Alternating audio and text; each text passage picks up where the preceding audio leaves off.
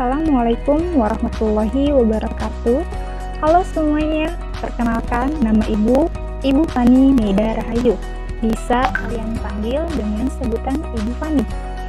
Oke, di SMP 14 Depok Ibu mengajar bidang studi PPKN. Tetapi pada hari ini, di pertemuan ini, Ibu akan membahas tentang kepemimpinan atau leadership. Kita mulai saja ya.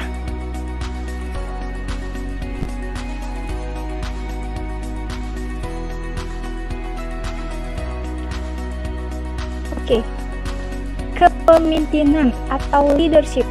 Semua pasti sudah tahu dong, sudah sering dengar ya tentang leadership atau kepemimpinan. Tapi pernah nggak sih kalian itu berpikir tentang pengertian leadership atau kepemimpinan? Jadi apa ya arti dari kepemimpinan itu sendiri? Oke, kita bahas hari ini ya. Jadi, kepemimpinan atau leadership itu adalah kemampuan seseorang yang dapat memimpin untuk mempengaruhi orang lain sebagai pengikutnya.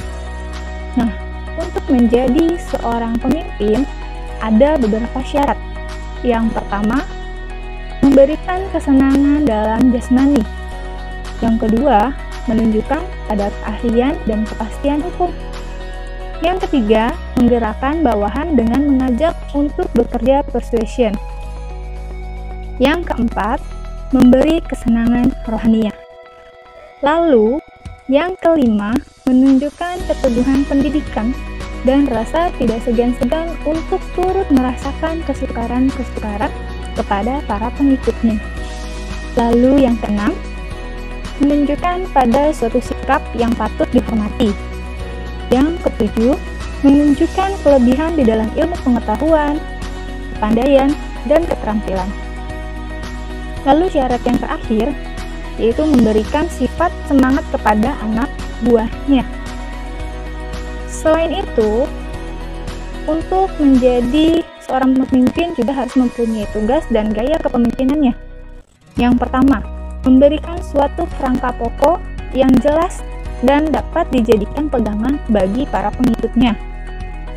Yang kedua, mengawasi dan mengendalikan serta menyalurkan perilaku warga masyarakat yang dipimpinnya. Yang ketiga, bertindak sebagai wakil kelompok kepada dunia luar kelompok yang dipimpin. Nah, macam-macam gaya kepemimpinan ini ada 3. Yang pertama, ada gaya pemimpin yang otoriter. Yang kedua, ada gaya kepemimpinan demokratis. Lalu yang ketiga, ada gaya kepemimpinan yang bebas. Gaya kepemimpinan yang otoriter ini memiliki beberapa ciri. Yang pertama, pemimpinnya ini menentukan segala kegiatannya secara sepihak. Lalu yang kedua, pengikutnya sama sekali tidak diajak untuk memutuskan atau merumuskan tujuan kelompok dan cara-cara untuk mencapai tujuan.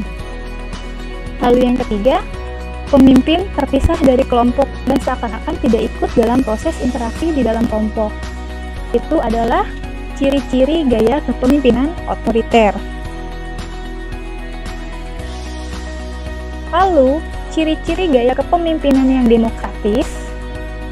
Ini yang pertama adalah secara musyawarah dan mufakat untuk merumuskan tujuan yang harus dicapai. Lalu yang kedua, secara aktif memberikan saran bagi para pengikutnya. Selanjutnya, ada kritik yang positif baik dari pemimpin maupun dari para pengikutnya. Yang terakhir, pemimpin secara aktif ikut berpartisipasi dalam kegiatan-kegiatan kelompoknya. Nah, ini adalah ciri dari gaya kepemimpinan yang demokratis. Lalu, gaya kepemimpinan yang terakhir, yaitu gaya kepemimpinan yang bebas, memiliki beberapa ciri. Yang pertama, pemimpin menjalankan perannya secara pasif. Yang kedua, penentuan tujuan yang akan dicapai kelompok sepenuhnya diserahkan kepada kelompok. Pemimpin hanya menyediakan sarana yang diperlukan bagi para kelompoknya. Lalu yang terakhir, pemimpin berada di tengah-tengah kelompok, namun dia hanya berpegang berperan sebagai penonton. Jadi dia tidak ambil ikut keputusannya. Oke. Terima kasih sudah menyimak video yang saya berikan hari ini. Semoga bermanfaat. Assalamualaikum warahmatullahi wabarakatuh.